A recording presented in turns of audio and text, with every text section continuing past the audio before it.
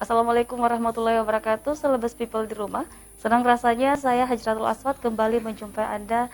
Seperti yang kita tahu, dampak dari ekonomi kita sangat banyak terganggu dari COVID-19.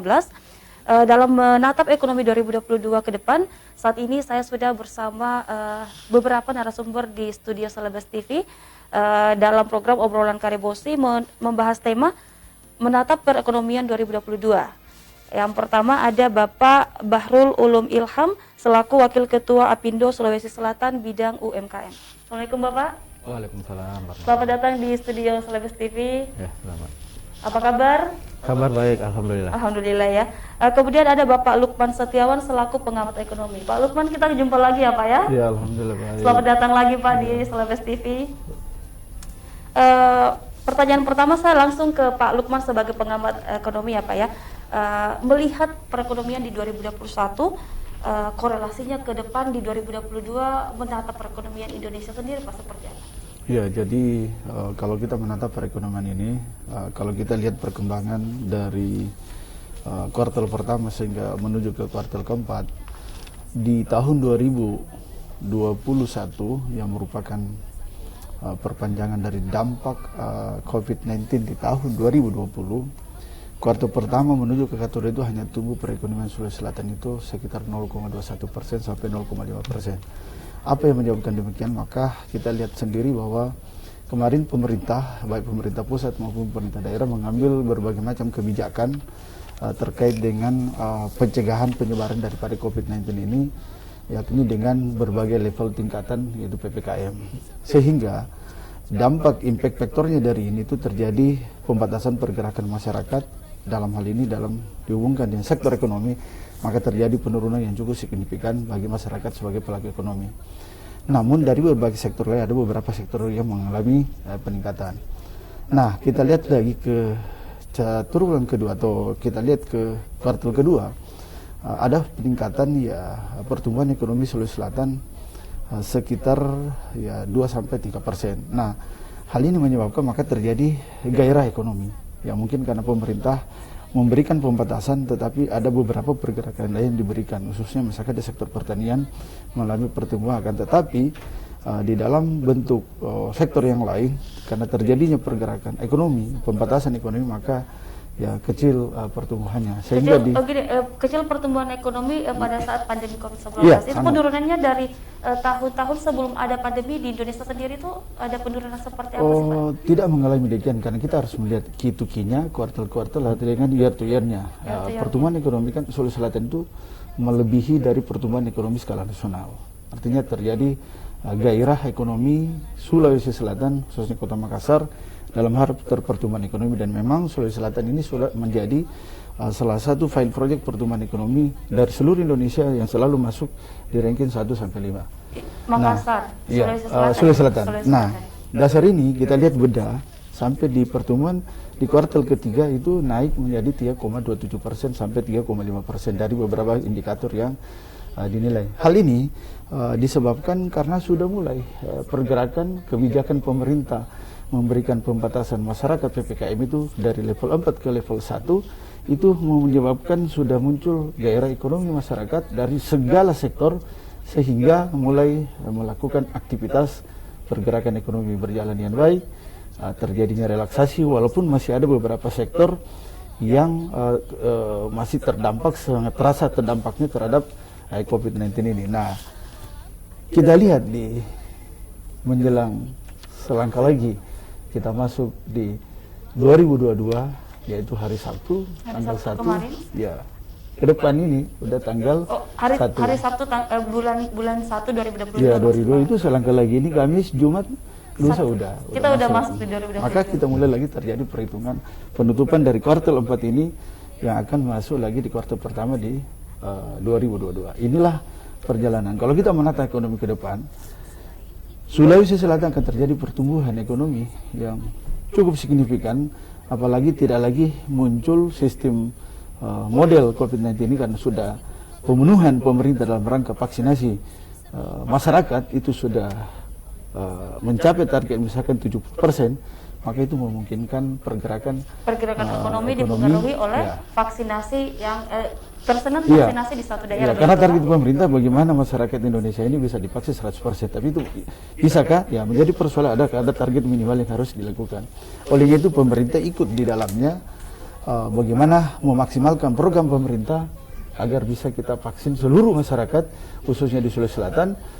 Pemenuhan pemerintah dalam rangka ya itu tadi kesehatan bisa berjalan karena aktivitas dengan cukup yang sehat menyebabkan kita semakin melakukan suatu gairah sesuai dengan bidang kompetensi kita masing-masing. Baik Bapak, berdasarkan data Badan Pusat Statistik, pertumbuhan ekonomi Indonesia sebesar 5,2% secara tahun sepanjang tahun 2019. Itu artinya lebih rendah dibandingkan pada tahun 2018, yakni 5,17%.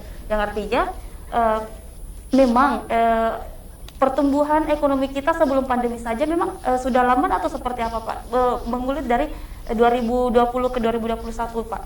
Iya, kalau kita lihat kidukinya, pertumbuhan ekonomi terjadi peningkatan ya dari 2020 yang kidukinya dengan 2021 itu terjadi pertumbuhan. Terjadi dari 2020 ke 2021 terjadi pertumbuhan Pak. Terjadi pertumbuhan ekonomi secara makro. Jadi bisa disimpulkan bahwa ya seperti yang Bapak bilang, pertumbuhan ekonomi lebih signifikan di pandemi daripada tahun-tahun sebelum pandemi di Indonesia sendiri Pak. Tidak model demikian, karena kita lihat pembedaannya di 2019 ke 2020. Karena 2020 kita kena pandemi ini adalah itu di Februari, namun program pemerintah untuk melakukan program pembatasan aktivitas yaitu di Maret 2020.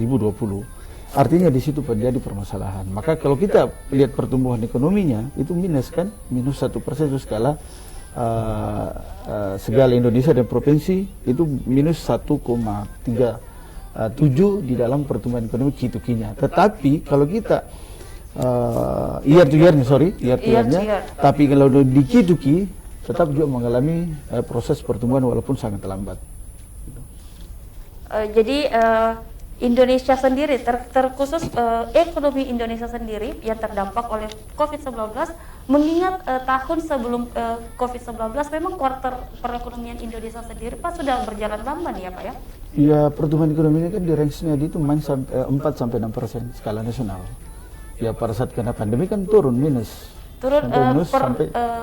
Yang saya baca 15%. Turunnya dari 2019 yang di 2020 itu turunnya hanya terjadi 0,15%.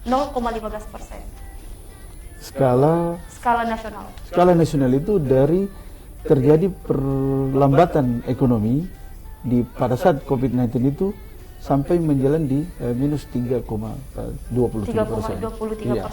Maka kemarin analisanya kalau sampai tembus di minus 6, maka akan terjadi krisis. Kan gitu.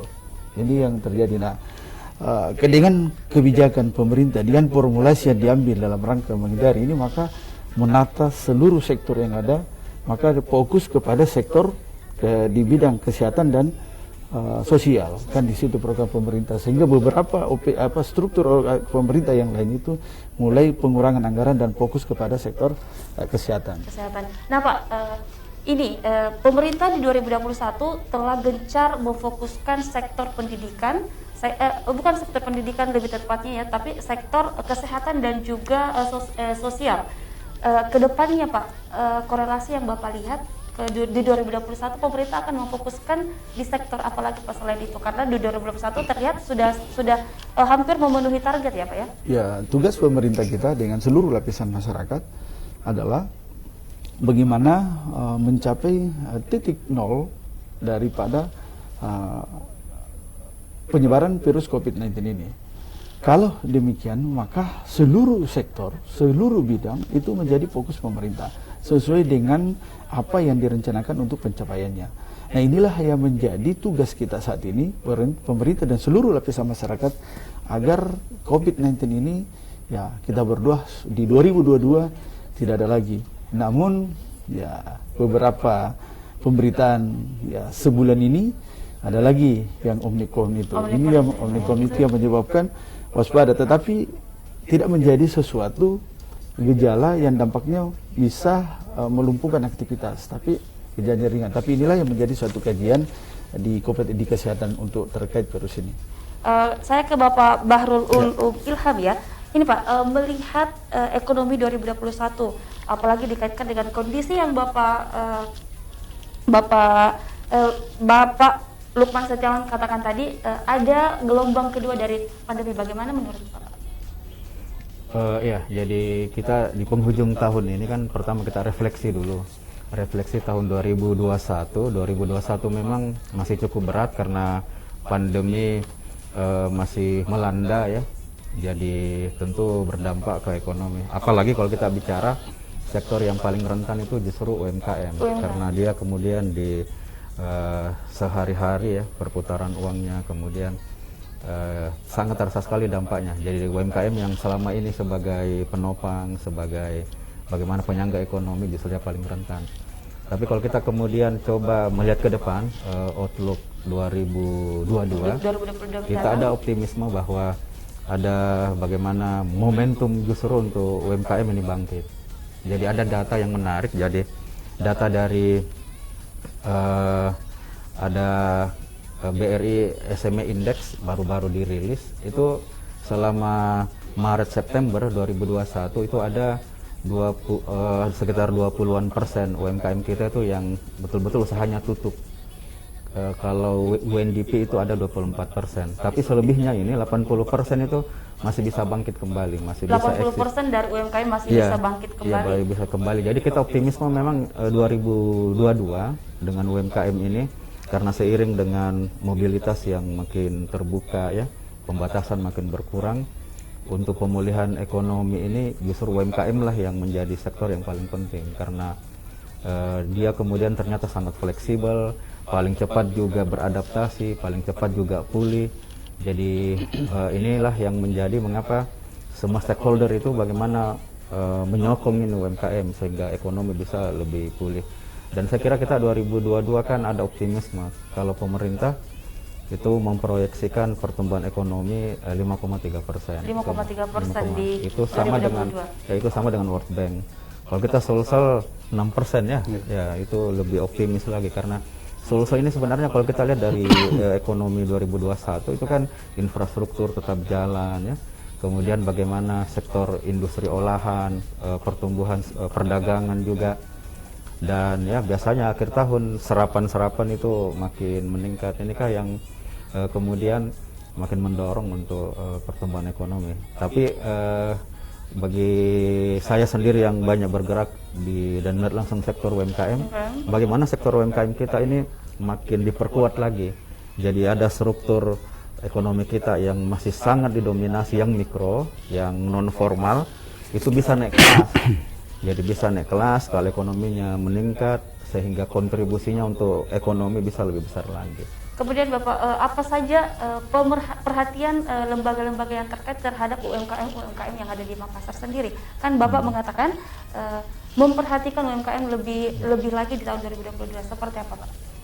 Ya, kalau kita secara nasional pun kemudian provinsi Sulsel dan Makassar boleh dikatakan sudah ada sinergi yang cukup bagus. Jadi hari ini kalau kita lihat yang namanya sinergi pentaheliknya itu ada dari pemerintahnya, kemudian asosiasi pengusahanya, kemudian bagaimana kampus ya, dunia kampus, peneliti, kemudian juga dari masyarakat sendiri dan didukung media. Ini sudah ada kolaborasi yang cukup baik. Tinggal bagaimana kemudian peran-peran masing-masing pihak ini. Misalnya kami di Apindo untuk bidang UMKM, bagaimana ada peningkatan kapasitas, bagaimana memfasilitasi UMKM kita untuk bisa misalnya go global, go digital, go modern misalnya. Jadi itu yang kita lakukan. Kemudian misalnya dari kampus bagaimana ada hasil riset bisa membantu teman-teman UKM, dan tentu media dengan acara seperti ini kan justru ini media berkontribusi besar untuk bagaimana menyampaikan ke khalayak bahwa ada optimisme kita untuk menyambut 2022, dan itulah bagaimana kita ada kolaborasi yang lebih intens lagi untuk memajukan perekonomian terutama sektor UMKM. Sektor UMKM. Nah Pak, UMKM yang ada di Makassar sendiri ya Pak, ya saya melihat banyak sekali street food yang dibentuk oleh pemerintah. Itu seperti apa sih Pak cara memberitahukan ke masyarakat kalau street food ini diperuntukkan untuk masyarakat kecil yang ingin membuka usaha. Iya, jadi street food itu saya kira hanya salah satu bidang sektor yang bisa dijajaki teman-teman untuk mau memulai usaha. Memang kuliner ini, makanan minuman ini memang yang salah satu yang di masa pandemi itu tetap walaupun dia stagnan tapi tetap juga tumbuh, Karena dia orang butuh kan. Dia ini ya Pak ya. Ya, kebutuhan dasar lah. Jadi konsumennya ya, memang pasti. Pasti di situ. Jadi ini memang lagi sangat tumbuh pesat, dan inilah yang banyak sekarang tuh gara-gara pandemi, ibu-ibu karena banyak di rumah juga buka usaha. Buka usaha ya Pak ya. Jadi buka usaha juga. Saya banyak itu dapat WA, dapat apa teman-teman, keluarga-keluarga yang akhirnya buka usaha karena banyak di rumah. Tapi ini yang kita dorong, bahwa menjadi UMKM itu memang ada peluang yang cukup besar. Cuma memang di masa pandemi ini ada beberapa yang mereka lakukan untuk bisa bertahan dan bahkan bertumbuh. Yang pertama itu memang banyak mereka yang melakukan shifting. Shifting itu yang awalnya offline, hanya melayani di toko kan karena pembatasan, akhirnya mau tidak mau dia harus digital, harus online.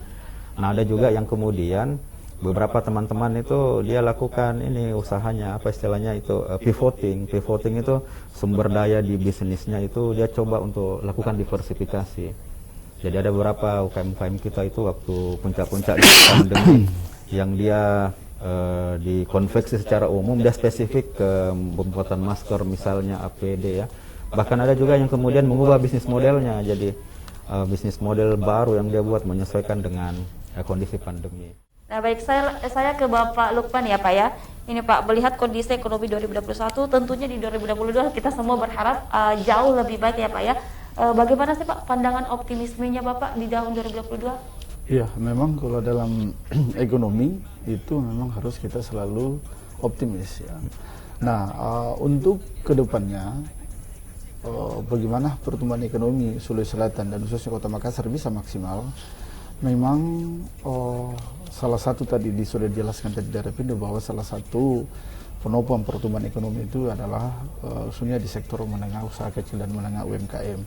Nah, dengan kondisi ini artinya apa? Untuk membangkitkan, memberikan gairah pelaku UMKM semakin tumbuh, maka ada beberapa hal yang ikut berperan penting di dalam ini adalah salah satunya adalah kebijakan pemerintah, yang kedua regulasi-regulasi yang terkait dengan pembiayaan. Ya, kalau terkait dengan pembiayaan adalah bagaimana memberikan kebijakan pemerintah memberikan bantuan kepada masyarakat, khususnya masyarakat kecil dalam memulai mengembangkan suatu unit usaha bisnisnya, maka dibatasi atau diberikan kebijakan yang berhubungan dengan regulasi pembiayaan. Misalkan kalau di perbankan, misalkan kalau ada bantuan, misalkan kredit di bawah 5 juta, maka ini jangan diberikan sebagai sesuatu berbagai macam regulasi persyaratannya. Kalau bisa, ya ikut serta bantuan pemerintah dalam hal ini memberikan kebijakan kepada pihak pembiayaan atau dalam perbankan, ya tidak lagi mengikat dalam persoalan persentase. Dalam hal ini adalah berbagai macam persyaratan yang menyebabkan pelaku usaha kecil ini tidak mampu untuk memenuhi itu. Ini yang diharapkan oleh pelaku UMKM. Nah, di Makassar ini kan siapa yang tidak kenal, Makassar ini kota kuliner kan gitu. Dan di mana-mana dari masyarakat luar Sulawesi Selatan itu kalau ke Makassar selalu berpikiran bahwa mencicipi kuliner Makassar. Yang menyebabkan bisa tumbuh salah satunya adalah di sektor perhubungan itu sudah ada berbagai macam kebijakan pemerintah. Misalkan pesawat bisa tidak lagi pada posisi pembatasan 7 kilo. Sekarang itu sudah kembali normal ke 20 kilo untuk bagasi. Artinya apa? Masyarakat luar Sulsel ketika berkunjung di Sulawesi Selatan khususnya Kota Makassar ingin membawa oleh-oleh, artinya usaha kecil ini yang memang menjadi ciri khas Kota Makassar untuk menjadi suatu oleh-oleh, maka ini tidak lagi menjadi beban atau tidak membeli, karena pada besarnya yang dulu memang 20 kilo misalkan di sektor perhubungan ya, 20 kilo untuknya pesawat, sekarang kan kembali, dulu kan 7 kilo, sini nggak bisa lagi kembali lagi 20 kilo. Artinya apa? Jadi untuk membeli atau menjadi berbelanja di Kota Makassar ini kembali lagi ke normalnya. Sehingga itu apa? Memberikan ruang pergerakan pelaku usaha kecil dan menengah.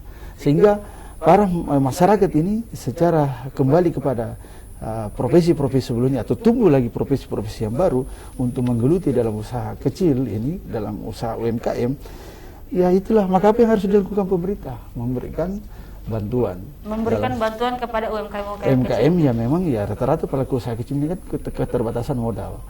Kalau diberikan rangsangan modal sehingga optimisme pertumbuhan ekonomi di sektor kecil ini bisa tumbuh dengan pesat. Nah, bagaimana dengan sektor komoditi lain? Kita melanjutkan apa yang sudah disusun sesuai dengan perencanaannya untuk mengembangkan daripada seluruh sektor. Misalkan infrastruktur ya program kemarin Pak Gubernur, bagaimana Sulawesi Selatan ini fokus pada pengembangan infrastruktur.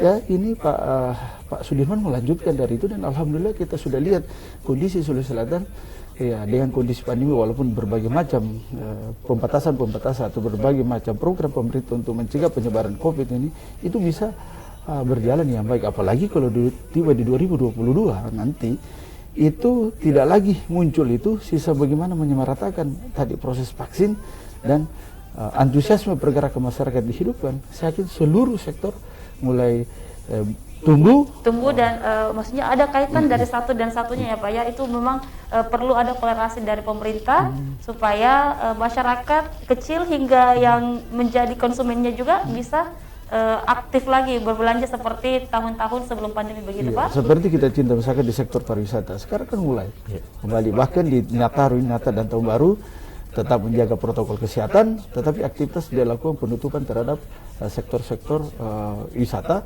yang menyebabkan bisa terjadinya pergerakan ekonomi. Betul, Pak. Oke, kemudian Bapak, saya ke Bapak Bahrul Ulum Ilham ya Pak ya. Ini melihat iklim usaha Bapak di tahun 2021, sektor apa saja Pak yang paling terdampak? Ya kalau 2021 khususnya kalau sepanjang bicara, tahun ini ya? Iya, sebenarnya rata-rata minus pasti stagnan ya. Cuma memang ada beberapa sektor yang masih bisa bertahan, bisa tumbuh. Sektor pertanian itu masih tetap tumbuh, trennya tetap positif, apalagi yang berkaitan dengan kesehatan ya, obat-obatan, herbal. Tapi yang lain itu memang mengalami pasti terdampak. Malah yang terdampak itu selain pertanian dan kesehatan apa saja itu Pak? Ya masuk di semua industri, masuk makanan, minuman, perhotelan, semua yang berkaitan langsung dengan mobilitas manusia yang karena pembatasan itu pasti terdampak. Dan yang paling besar itu memang adalah penurunan penjualan. Jadi, penurunan penjualan yang kemarin mungkin 100% menjadi 50%. Pasti, ya turun semua karena itu kan tadi pembatasan sosial itu memang yang paling banyak. Tapi saya kira dengan di penghujung tahun ini kita lihat ekonomi mulai menggeliat ya, makanya di 2022 itu kita makin optimis. Kenapa optimis? Karena walaupun ada varian baru lagi nih, Omikron namanya. Tapi kan kita lihat alhamdulillah kita di Indonesia tidak separah yang di luar negeri. Kita berdoa mudah-mudahan 2022 ini tidak ada lagi ekonomi yang sudah tumbuh, UMKM yang sudah mulai bergerak itu tidak lagi terdampak, tidak ada lagi pembatasan sehingga selain tetap kita bagaimana jaga kesehatan, ekonomi juga ini bisa kembali normal dan bahkan tumbuh pesat dari tahun-tahun sebelumnya ya Pak ya? Lebih baik lagi. Pak, kalau Pak untuk menata ekonomi kita agar pertumbuhannya berkelanjutan, itu pandangan Bapak dan masukan Bapak seperti apa? Iya.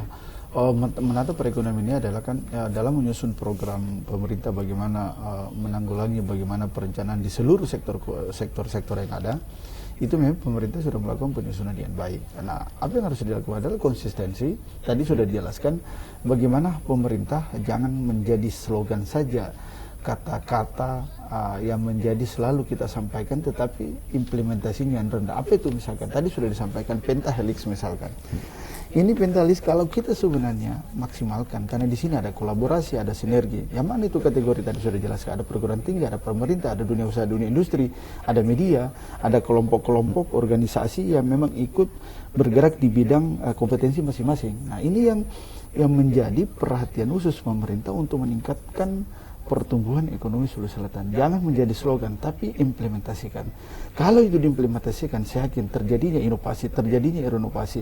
Apalagi yang sekarang kita misalkan dulu kita bercerita 4.0, sekarang 5.0, yang menyebabkan itu era kecerdasan intelijensia yang berhubungan dengan pemanfaatan tenaga-tenaga robot misalkan dan sebagainya. Nah, ini kalau itu yang ke depan menjadi slogan, sementara kita potensi-potensi SDM-nya kita belum siap, maka ini yang menjadi permasalahan. Maka untuk mencapai di situ, maka slogan daripada Peta Helix itu implementasikan. Seluruh sektor-sektor yang terkait dalam proses pertumbuhan ekonomi Sulawesi Selatan itu dimaksimalkan. Karena masih ada beberapa hal yang memang dampak dari COVID-19 yang terkena tadi itu. Ya, yang cukup menopang pertumbuhan ekonominya di sektor telekomunikasi. Ya, itu karena memang di zaman ini sangat membutuhkan hal itu, dan di kondisi kemarin memang lebih banyak membutuhkan daripada di sektor telekomunikasi sama dengan sektor-sektor yang lain yang ikut tumbuh. Nah, yang menjadi dampak terasa banget itu adalah yaitu angka pengangguran meningkat. Angka pengangguran meningkat. Lalu bagaimana Pak yang harus dilakukan pemerintah dan instansi yang terkait agar menjaga pertumbuhan kita tetap berkelanjutan ke depannya?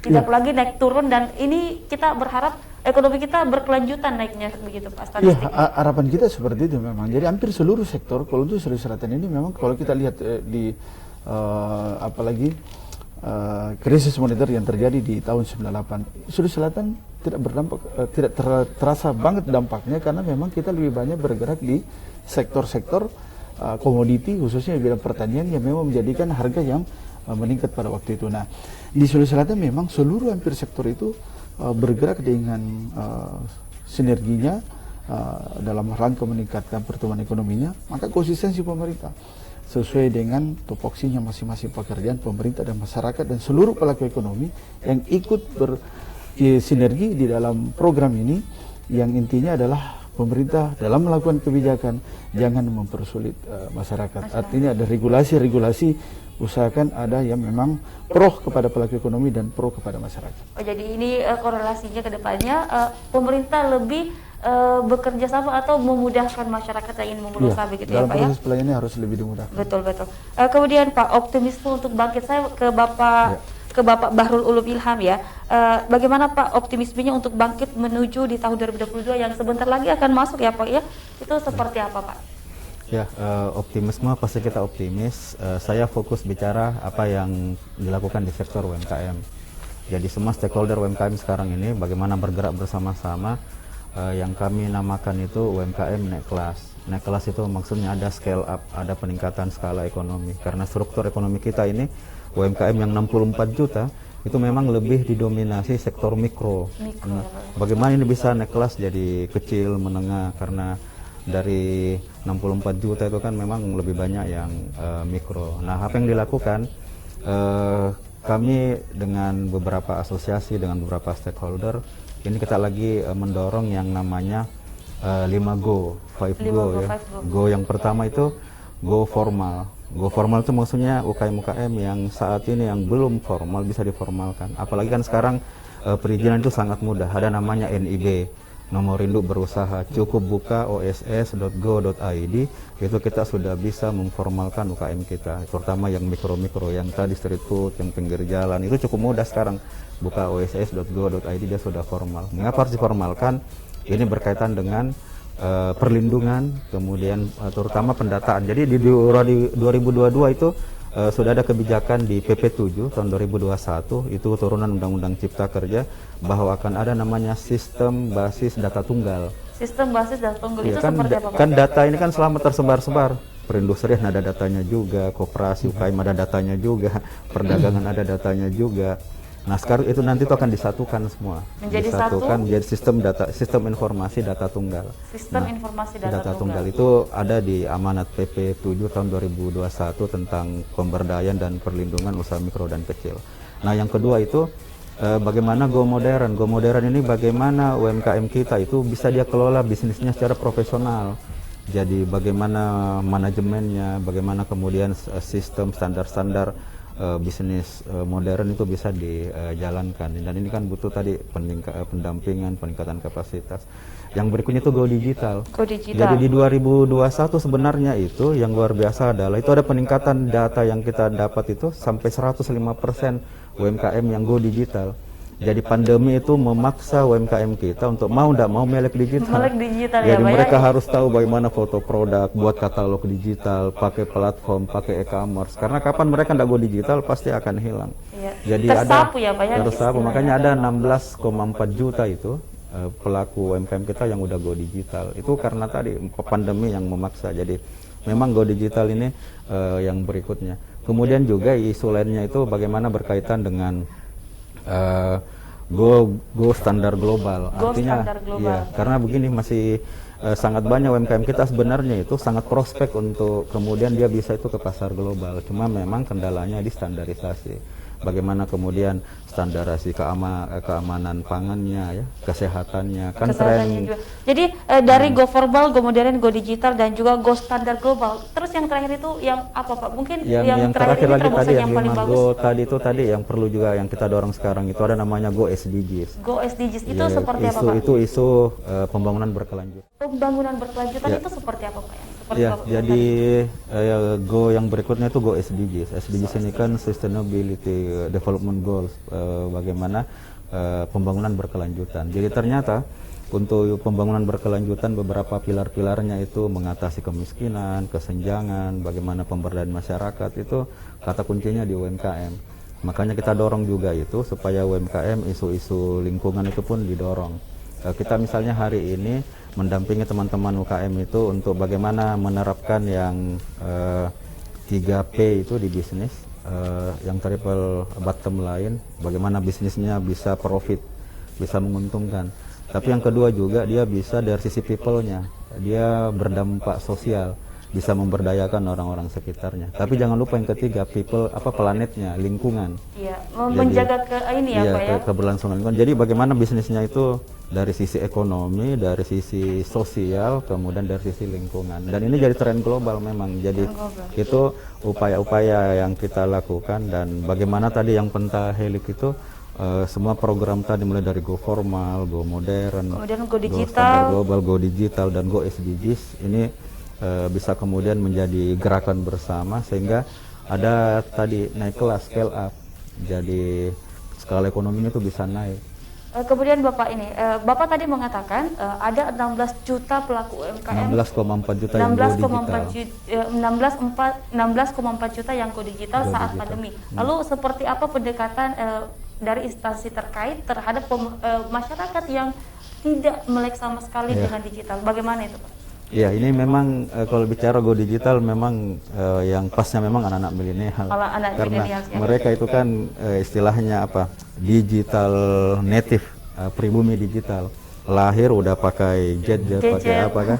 Tantangan kami memang selama ini kalau mendampingi apa istilahnya? Bukan milenial, kolonial ya. Kolonial ya, Pak, Itu ya. memang karena mereka istilahnya digital imigran, pendatang di dunia digital. Jadi apa yang dilakukan? Itu kadang memang kita kolaborasikan. Jadi bagaimana teman-teman UKM yang lama itu kita kerjasamakan, connect-kan dengan adik-adik yang milenial. Jadi itu bagaimana disinergikan lah. Ada kegiatan-kegiatan adik-adik yang milenial itu bisa membantu yang UKM yang memang secara mungkin karena usia, faktor pengalaman dan lain-lain itu beda dengan generasi yang sekarang. Tapi pengalaman kita juga ternyata UMKM kita itu sangat ulet sebenarnya. Misalnya tadi yang terpaksa ya. Yang Jadi terpaksa saya tadi menjadi harus go digital karena ada banyak yang saya dapat ibu-ibu pun dia harus belajar. Oh ini saya kalau ambil gambar. Dia digital. mempelajari ya, Pak, ya, teknik marketing digital ya, dia Pak, ya. memaksa dirinya untuk belajar. Nah, kalau ini kemudian disinergikan dengan potensi anak-anak milenial itu bisa lebih cepat untuk literasi digitalnya. digitalnya ya, Pak, ya. Terus Pak, sektor apa aja yang mendorong khususnya di Sulawesi Selatan selain UMKM sendiri? Apa, Pak? Adakah sektor-sektor lain dari UMKM sendiri yang menjadi kontribusi besar dalam pertumbuhan ekonomi di Sulawesi Selatan? Kalau Sulawesi Selatan kan kita yang masih dominan kan pertanian memang. Pertanian. Kalau sektor Pertanian, pariwisatanya seperti apa? Pariwisata justru itu juga salah satu yang sangat penopang karena kalau bicara pariwisata itu kan dia multiplier efeknya yang luar biasa. Kalau pariwisata didorong itu berdampak ke sektor UMKM, sektor real, tenaga kerja. Jadi memang ini juga yang lagi didorong. Dan kalau saya kira kedepannya ini bagaimana ekonomi lokal ini terutama yang basis desa ya. kita dorong ekonomi lokal di desa-desa terutama ini, sehingga betul-betul potensi-potensi di desa itu bisa kita lebih maksimalkan, digali lagi ya Pak ya, digali untuk pengembangan ekonomi. Begitu ya Pak ya. Terus kemudian Pak, saya ke Pak Lukman ya Pak ya. Stimulus seperti apa sih Pak yang diperlukan pemerintah untuk mengembangkan ekonomi di tahun 2022 yang menghitung jari lagi kita ke sana? Ya memang stimulus yang harus dilakukan itu tadi persoalan kebijakan ya. Kebijakan yang perlu di ini ya Pak ya. Kebijakan pemerintah, regulasi. Ya kebijakan pemerintah dimaksud di sini adalah regulasi. Nah pada prosesnya harus dilakukan oleh pemerintah ke depannya adalah untuk 2022 itu memang bagaimana memaksimalkan potensi-potensi yang ada dan khususnya memang adanya terkonektiviti atau terjadi sinkronisasi antara perkembangan yang saat ini yang memang begitu cepat speednya dengan pemerintah. Apa itu? Misalkan seluruh OPD yang terkait yang saat ini yang tadi sudah dijelaskan ada tradisional digital, ada migran digital, dan ada memang yang lahir di digital pribumi ya Pak ya. Nah, kalau ini tidak tergerak di konektiviti dengan pemerintah, yang masyarakat sudah kepada kelompok tertentu lompat dan masyarakat baru menerima pemerintah baru menerima kondisi ini.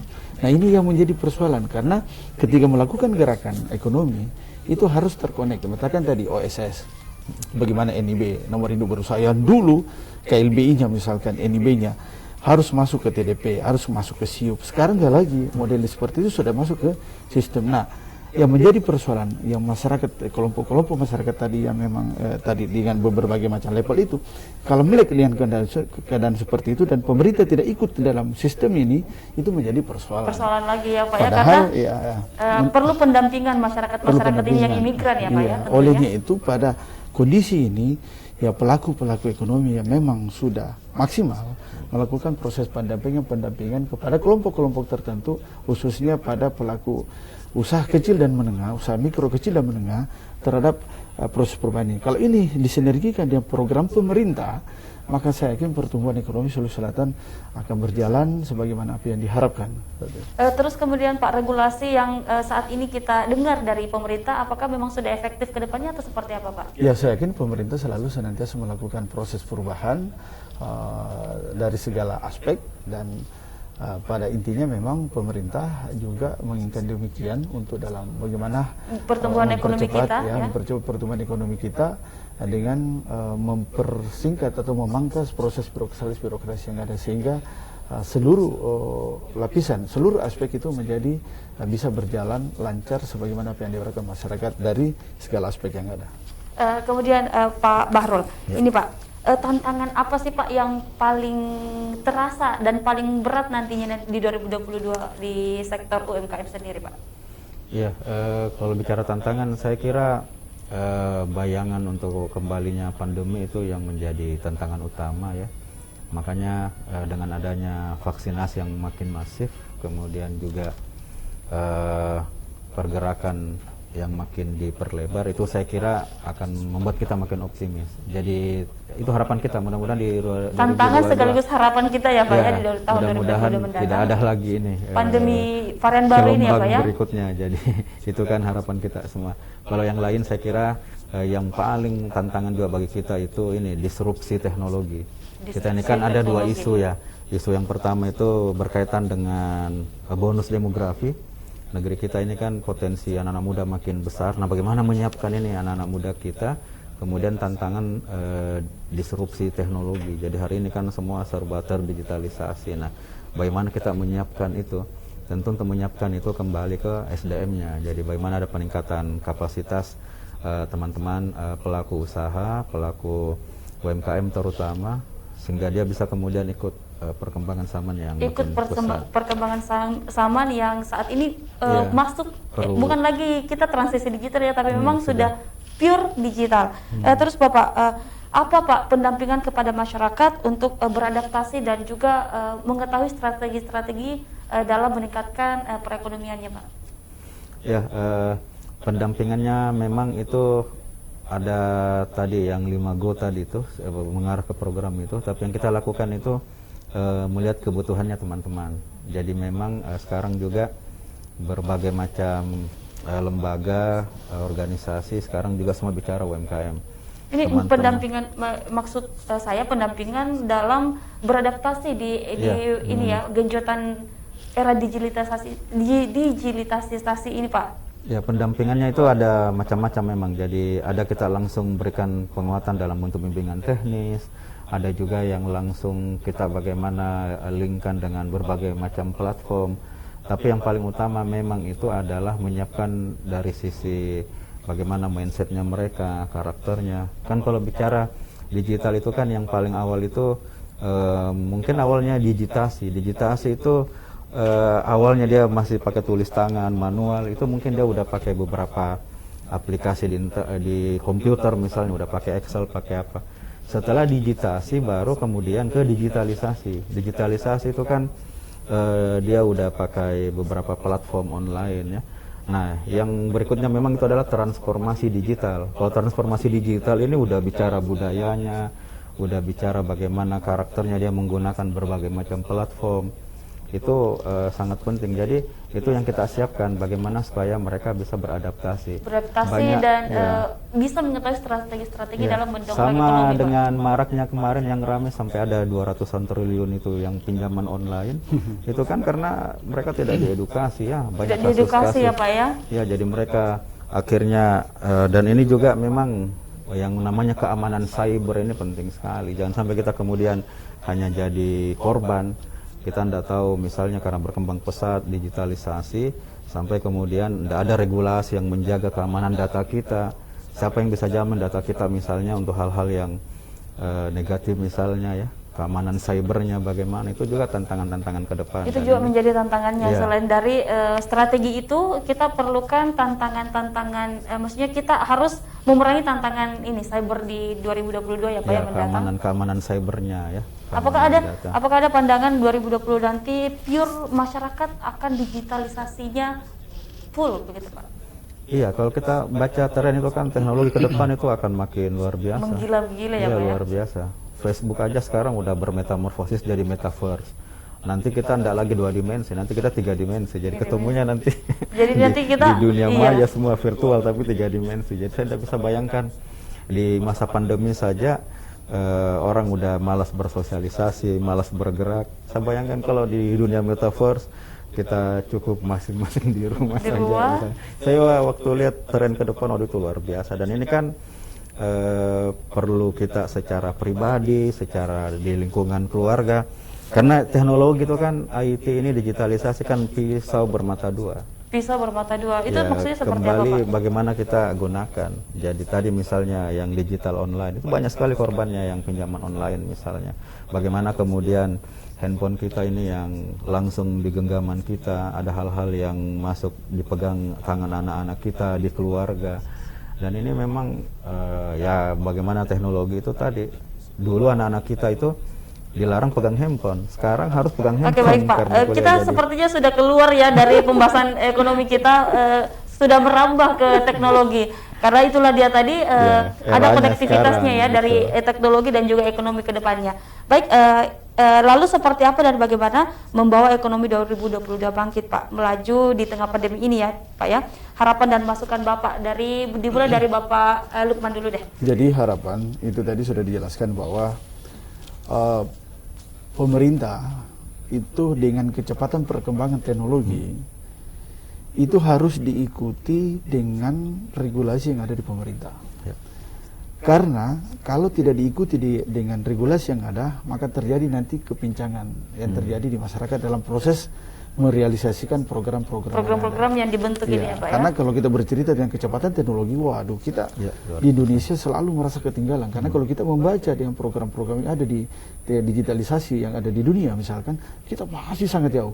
Nah, kecepatan itu bagi tadi yang produk yang digital modern itu mampu beradaptasi, tapi yang menjadi persoalannya adalah itu tadi, regulasi yang ada di pemerintah tidak ikut serta di situ. Tidak ikut serta mendampingi maksudnya. Tidak ikut serta di dalam proses regulasinya apa yang ada. Makanya tadi itu ada contoh pinjaman online misalkan. Itu karena tidak diberikan edukasi dan pemerintah sudah memberikan batasan, masyarakat yang kecepatan. Oleh itu program ke depan harapan bahwa pemerintah memang dalam melaksanakan aktivitasnya meninjau segala bentuk programnya yang ikut sesuai dengan perkembangan teknologi pada khususnya, sehingga program-program pemerintah dan mengarah ke arah digitalisasi itu menjadi acuan dan relaksasi bagi masyarakat untuk melakukan proses pengembangan khususnya di bidang ekonomi.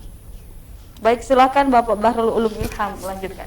Ya, saya kira di penghujung tahun ini mari kita lakukan refleksi melihat beberapa kondisi kita di 2021 yang masih penuh dengan bencana, beberapa kondisi pandemi yang masih kita rasakan dampaknya. Kita menatap 2022 dengan penuh optimisme, dan saya kira yang utama adalah bagaimana kita bangun kebersamaan tadi. Kebersamaan, sinergitas, ada tadi yang namanya pentahelik, mulai dari pemerintahnya, pengusahanya, komunitas masyarakatnya, kampusnya, dan media.